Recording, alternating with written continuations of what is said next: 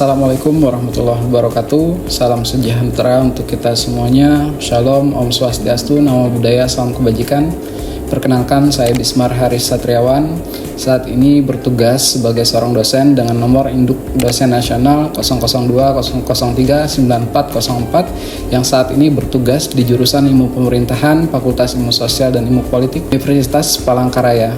Sebagai pendidik profesional dan juga seorang ilmuwan, dosen tentu memiliki kewajiban untuk mentransformasikan, mengembangkan, dan menyebarluaskan ilmu pengetahuan dan teknologi serta seni atau IPTEX melalui tridharma perguruan tinggi, baik dari pengajaran atau pendidikan maupun penelitian dan juga serta pengabdian kepada masyarakat. Izinkan pada kesempatan kali ini saya menyampaikan pernyataan diri dosen dalam unjuk kerja Tridharma Perguruan Tinggi atau PDD UKT PT yang dalam hal ini terkait pengajaran dan pendidikan khususnya pada mata kuliah yang saya ampu, yaitu partai politik dan pemilihan umum. Metode yang digunakan adalah delivery, interaction, dan assessment, disingkat DAI, berupa deskripsi mata kuliah, kemampuan yang diharapkan, materi pembelajaran, sistem pembelajaran, metode pembelajaran, interaksi dengan mahasiswa, dan bagaimana sistem penilaian mata kuliah yang termasuk di dalamnya teknik dan indikator sesuai dengan RPS yang disampaikan kepada mahasiswa. Mata kuliah partai politik dan pemilihan umum ini merupakan mata kuliah wajib yang mana akan ditempuh oleh mahasiswa di semester 4 pada jurusan Ilmu Pemerintahan, Fakultas Ilmu Sosial dan Ilmu Politik, Universitas Palangkaraya. Adapun capaian pembelajaran lulusan atau CPL pada mata kuliah Partai Politik dan Pemilu ini, pertama terdiri dari unsur sikap, yaitu menjunjung tinggi nilai kemanusiaan dalam menjalankan tugas berdasarkan agama dan moral etika, berkontribusi dalam peningkatan mutu kehidupan bermasyarakat, berbangsa, bernegara, dan kemajuan peradaban berdasarkan Pancasila. Yang ketiga adalah berperan sebagai warga negara yang bangga dan cinta tanah air, memiliki nasionalisme serta bertanggung jawab pada negara dan bangsa. Yang keempat adalah taat kepada hukum yang juga berkehidupan bermasyarakat dalam bernegara. Yang kelima, menunjukkan sikap bertanggung jawab atas pekerjaan di bidang keahliannya secara mandiri. Selanjutnya adalah dalam aspek pengetahuan, yaitu menguasai konsep teoritis tentang ilmu politik dan sosial. Pada aspek keterampilan umum, yaitu mampu menerapkan pemikiran logis, kritis, sistematis, dan inovatif dalam konteks pengembangan dan atau implementasi ilmu pengetahuan dan teknologi yang memperhatikan dan menetapkan nilai humaniora yang sesuai dengan bidang keahliannya. Selanjutnya pada aspek keterampilan khusus, yaitu mampu melakukan pemetaan masalah dan potensi di masyarakat, kemudian menyusun perencanaan program berbasis kebutuhan kepentingan masyarakat, yang kemudian memiliki kepribadian berintegritas bagi pencapaian tujuan bangsa dan negara Indonesia. Yang selanjutnya memiliki sikap dan perilaku bertanggung jawab atas profesi yang akan dijalani. Kemudian mampu memimpin dan mengelola kelompok atau organisasi. Adapun capaian pembelajaran lulusan yang dibebankan pada mata kuliah, yang pertama adalah mahasiswa mampu memahami dan menjelaskan arti penting partai politik dan pemilihan umum dalam sistem demokrasi. Yang kedua, mahasiswa mampu memahami dan menjelaskan konsep dasar partai politik dan sistem kepartaian. Selanjutnya, mahasiswa juga mampu memahami dan menjelaskan tentang problematika partai politik dan disrupsi demokrasi di Indonesia. Yang kemudian mahasiswa mampu memahami dan menjelaskan konsep dasar penyelenggaraan pemilihan umum dan sistem kepemiluan. Yang selanjutnya mahasiswa mampu memahami dan menjelaskan desain sistem pemilu dan perhitungan suara dan implikasi politik. Yang terakhir adalah mahasiswa mampu memahami dan menjelaskan problematika pemilu dan perbaikan sistem pemilu di Indonesia. Selanjutnya adalah bahan kajian atau materi pembelajaran. Pada pertemuan pertama kita akan membahas partai politik, pemilu, dan demokrasi. Pertemuan kedua akan membahas konsep dasar partai politik. Yang ketiga adalah membahas peran dan fungsi partai politik. Yang keempat, tipologi partai politik. Pertemuan kelima, perkembangan dan dinamika partai politik. Yang keenam, yaitu membahas tentang sistem kepartaian. Yang ketujuh, problematika partai politik dan disrupsi demokrasi di Indonesia.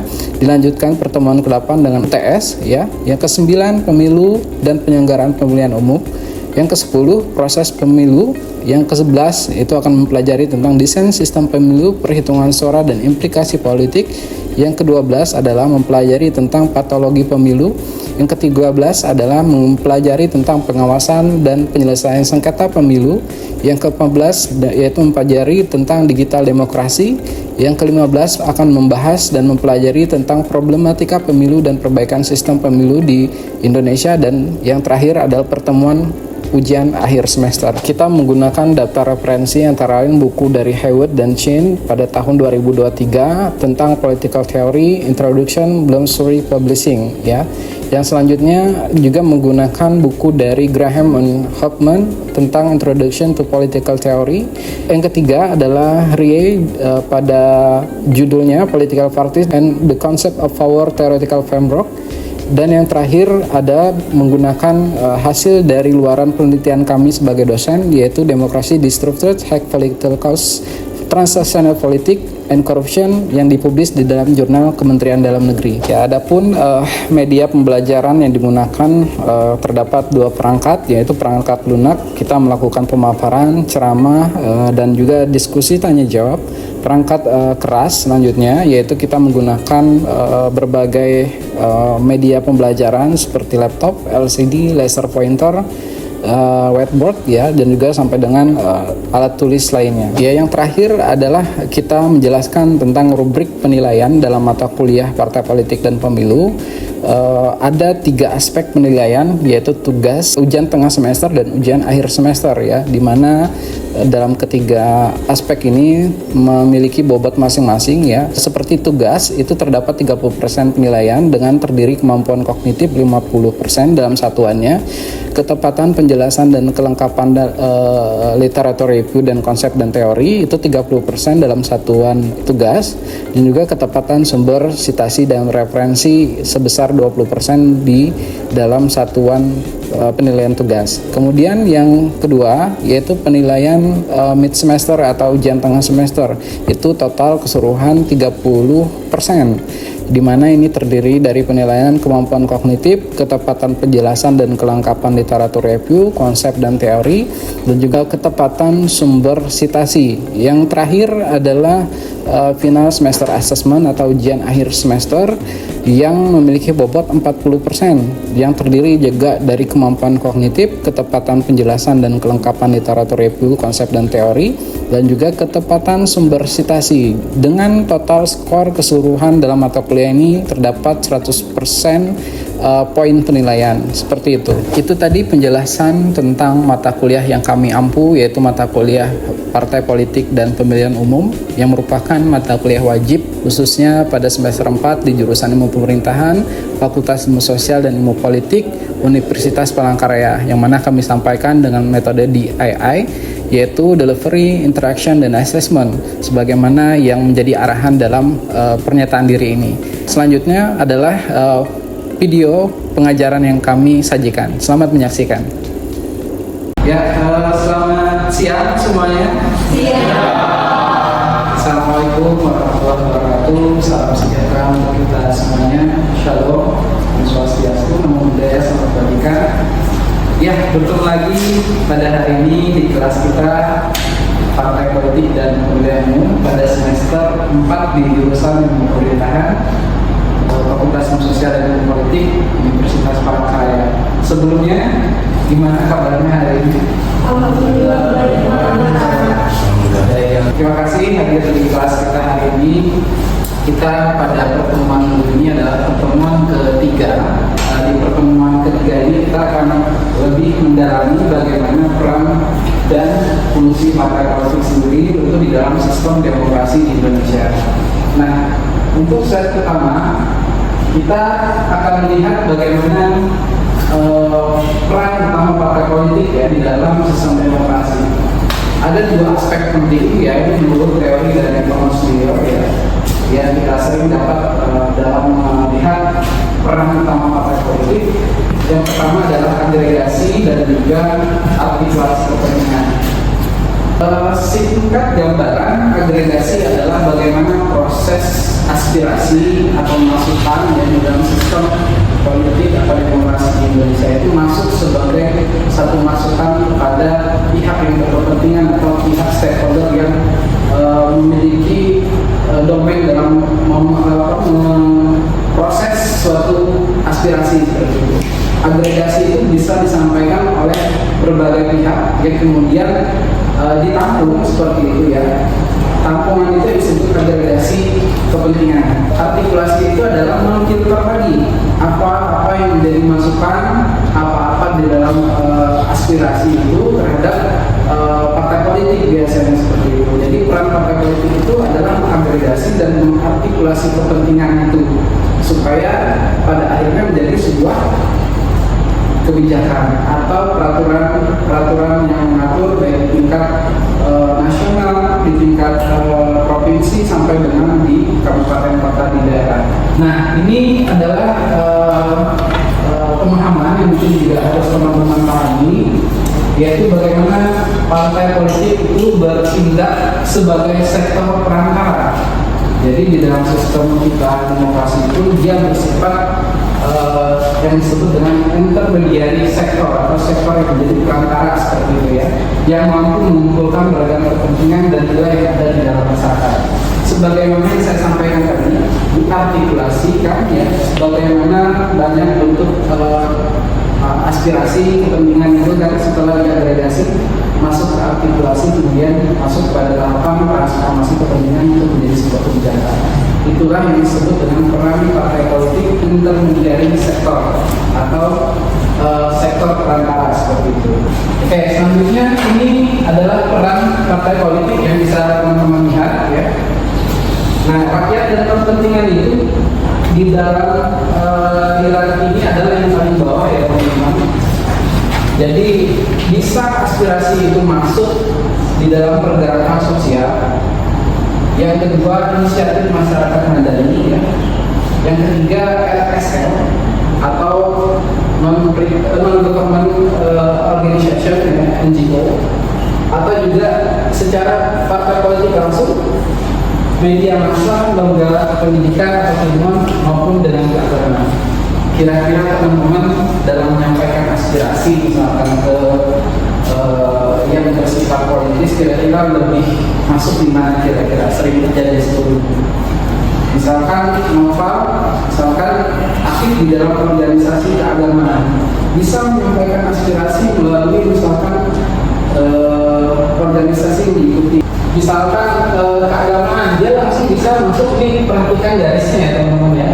Ini bisa ke partai yang berkuasa langsung, bisa dalam arti adalah eksekutif dalam hal ini. Perlu dibedakan dulu ya, mana pejabat politik, mana pejabat publik ya. Pejabat politik itu adalah pejabat yang terpilih atas dasar kontestasi politik ya. Pejabat publik itu adalah pejabat karir, misalkan kepala dinas. Itu bukan pejabat politik ya. Pejabat politiknya adalah gubernur, wali kota, ya, bupati, kepala desa juga termasuk ya, kontestasi politik juga sekarang kepala desa. Lanjut, fungsi lainnya adalah menjajaki, membuat, memperkenalkan pemilihan dulu ya. Yang kedua, menawarkan saluran partisipasi, mengatur proses pembentukan agenda politik. Yang ketiga, rekrutmen politik ya, pendidikan politik dan juga pengawasan.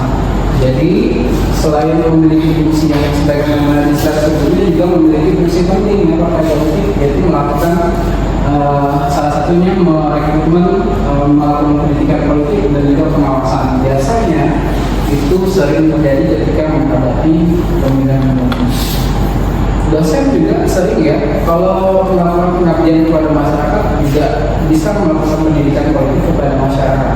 Itu untuk menghindari misalkan adu politik. Atau kita lihat di Alfon sendiri ya, bagaimana pemilihan politik itu sangat terjadi luar biasa di pilkada kemarin. Nah itu menjadi tugas kita semua sebenarnya, masyarakat sendiri maupun dari akademisi maupun dari pemerintah juga memiliki tugas besar bagaimana pendidikan politik itu disampaikan kepada masyarakat agar menghadirkan pemilih yang berintegritas, dalam artian menyampingkan hal-hal yang berbau politik, tapi mendorong bagaimana lahirnya pemimpin yang memiliki kemampuan, kapasitas masih kita alami kelemahan-kelemahan itu yang terjadi saat pilkada kemarin di provinsi kita, Kalimantan khususnya. Sampai dengan kasus di Kabupaten Bali Utara, luar biasa kasus kita dari Bali Utara nggak ada. Jadi satu poin yang penting adalah pertama selisih poinnya 8 suara, yang kedua nilai money politiknya sampai dengan 16 juta per orang. Itu tidak pernah terjadi sebelumnya di daerah lain. Dan sepanjang sejarah MK belum pernah mendiskualifikasi 2 paslon. Itu terjadi pertama kali di Kabupaten Bali Utara sepanjang sejarah MK berdiri ya, baru pernah terjadi. Luar biasa, akan menjadi sorotan nasional yang lain. Kemudian fungsi partai politik ya, yang baik saya juga atau mencari atau menseleksi calon pemimpin masa depan. Biasanya itu di rekrutmen politik tadi ya, bagaimana mereka melakukan kaderisasi, membentuk kader yang unggul melalui pendidikan politik di partai politik. Yang kedua, maintaining contact between the government including the opposition, itu bagaimana mereka menjaga atau memelihara hubungan antara pemerintah maupun oposisi.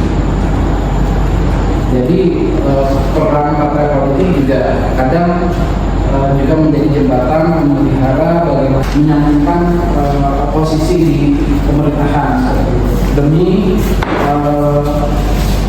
demi kepentingan secara general atau secara umum masyarakat. Yang ketiga, terjadi sebagai struktur in the community ya, menjadi representasi berbagai grup dan komunitas masyarakat. Yang terakhir integrasi sebenarnya di grup as possible. Apa maksudnya apa terakhir? Apa ini jago bahasa Inggris? Apa? Silakan. Yang poin nomor 4 apa maksudnya? Biar gak ngantuk ya. Apa maksudnya? Mewakili berbagai pihak. Integrasi banyak grup ya, seperti itu ya.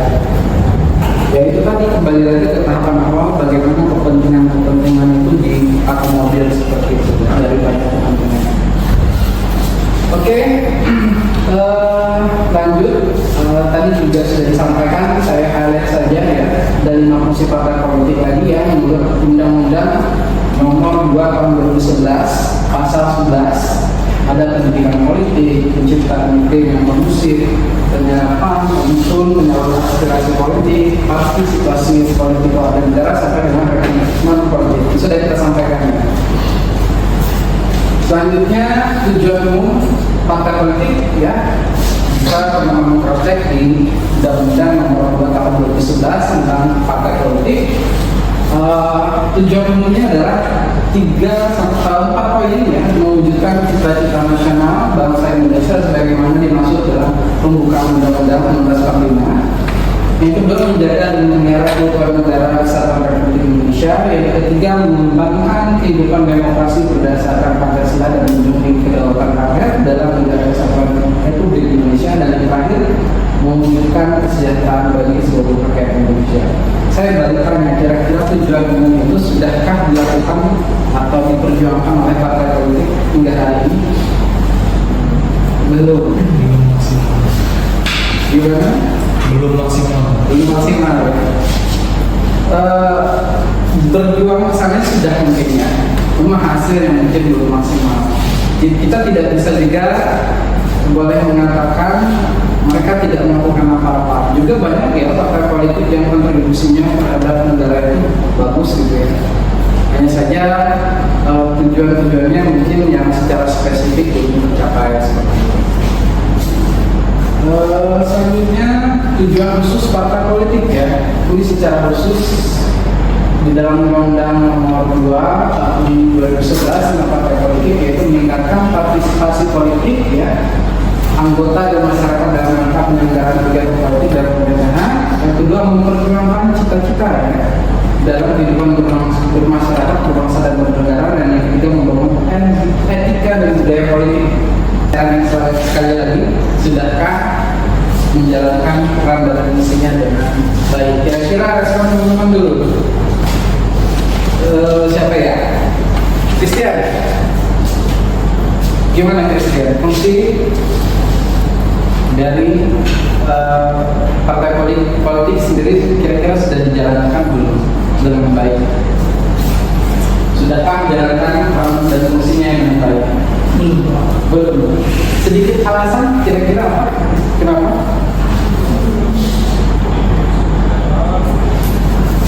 Bantu Mas di Salaman ya? Christian juga ya? Menurut saya sendiri tentu saja belum maksimal, karena dari partai politik sendiri kan membangun kader-kadernya yang bisa kita bilang ya beberapa terjerat kasus gitu. Jadi fungsinya itu belum terlaksana dengan baik. Oke, terima kasih responnya dari pertemuan lagi kira-kira baik yang kira-kira apa tanggapannya? Maksimal. Mungkin alasannya hampir sama, karena sekarang masih banyak juga partai yang mengikut beberapa anggotanya yang masa lalunya atau backgroundnya itu sedikit bermasalah. Oke, terima kasih tanggapannya ya. Jadi kita juga selain menyampaikan materi juga harus ada dua arah sebagai bentuk diskusi dengan mahasiswa ya. Oke, terima kasih. Jadi jawaban ini tidak menjadi mutlak sebenarnya ya. Terhadap perspektif orang itu tentu banyak perbedaan. Ada yang menjawab sudah, tapi yang menjawab ini dari partai politik. Ya tentu dia bilang sudah ya. Kalau teman-teman yang sebagai masyarakat ya tentu bervariasi ya. Yang menyampaikan sudah dan belum dengan berbagai alasan. Ya tentu itu menjadi hak masing-masing dan menilai.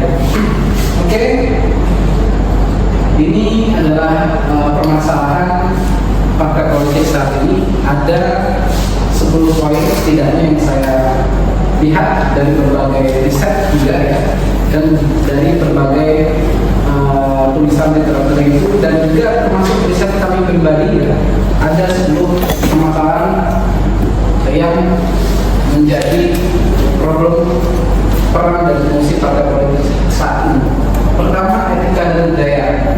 Teman-teman lihat cocok di provinsi kita sendiri bagaimana transaksional politik, political boundary itu tahu mahar politik. Yang kedua, integritas dan kualitas pemimpin. Kira-kira dengan high political cost saat ini, biaya politik yang mahal tentu akan membuka ruang hanya orang-orang yang memiliki modal banyak dalam menghadirkan pemimpin. Modal banyak kira-kira menjamin nggak kualitas pemimpin? Tidak. Bisa ya? Saya nggak, itu ngomong. Kalian paham lah ya? Kalian paham. Jangan. Ya, jadi rata-rata dan 4 paslon di pilkada gubernur kemarin ya, semua adalah pengusaha besar kan, itu harus tahu. Memang ada yang memiliki kapasitas dan kualitas, tapi dengan sistem demokrasi kembali lagi ke masyarakat. Apakah semua masyarakat itu paham harus mendorong pemimpin yang berkualitas? Kan tidak menjamin. Itu peran pendidikan politik tadi yang di awal ini harus diperkuat. Itu yang kedua. Yang ketiga adalah popularitas tanpa kapabilitas. Yang keempat, ideologi partai politik terdisiplin dengan kepentingan elektoral dan kekuasaan. Akibatnya lemah hubungan antara partai politik dan masyarakat dan rendahnya tingkat identifikasi partai atau partai ini. Yang kelima, kepentingan masyarakat terdegradasi kepentingan politis partai politik dan kepentingan pribadi. Itu yang sudah kita jelaskan di poin pertama ya, bagaimana abuse of power itu terjadi. Kemudian partisipasi politik juga banyak di daerah masih rendah ya, ini PR bersama. keterwakilan perempuan, ini juga sering tidak mencukupi. 30% ya keterwakilan perempuan itu harus dipenuhi di dalam pileg biasanya ya. Konflik internal partai politik tidak perlu saya cerita, sering terjadi antara kader partai terjadi ya. Koalisi besar, politik balas jasa dan sebenarnya check and balance. Yang terakhir adalah indahnya hasil survei kepercayaan publik terhadap partai politik dalam beberapa tahun terakhir. Saya tidak menampilkan data, sebenarnya ada di slide yang satunya. Gambaran singkatnya adalah bagaimana 5 tahun terakhir ya kepercayaan publik terhadap partai politik itu rendah. Oke, saya rasa ini sudah masuk ke rekomendasi akhir. Pertama, rekomendasi perbaikan meningkatkan pembiayaan politik ya. Teman-teman bisa lihat di peraturan yang mengatur yaitu PP nomor 1 tahun 2018 tentang perubahan PP nomor 5 tahun 2009 tentang bantuan partai politik. Satu suara yang didapat oleh partai politik itu hanya dihargai dengan Rp1.000. Nah itu harus ditingkatkan. Ini nasional ya. Yang kedua reformasi internal itu tentu. Yang ketiga penguatan identifikasi partai. Yang keempat memperkuat integritas, kualitas dan kapabilitas partai politik secara akademik maupun secara individu. Yang kelima memperkuat kualitas sistem politik, pemilihan umum dan kepentingan umum. Yang keenam pendidikan politik secara TSM ya, terstruktur, sistematis dan masif ya. Yang ketujuh menciptakan keseimbangan check and balance partai politik oposisi. Yang kemudian yang ke-8 encourage political competition of ideas and performance ya, meningkatkan kompetisi politik melalui ide dan kinerja. Oke. Itu adalah 8 rekomendasi dari permasalahan yang terjadi saat ini. Dan itu sebagai dosen, sebagai akademisi kita sudah menulis itu menjadi referensi bagi partai politik saat ini sudah kita sampaikan. Mudah-mudahan sistem politik kita, sistem demokrasi kita jauh lebih baik ke depan ya. Terutama tentang permasalahan besar yang terjadi saat ini adalah political cost, tingginya biaya politik itu menjadi sumber masalah selama ini. Oke, saya rasa cukup ya. Ada pertanyaan lagi kira-kira sebelum saya akhiri? Cukup teman-teman semua?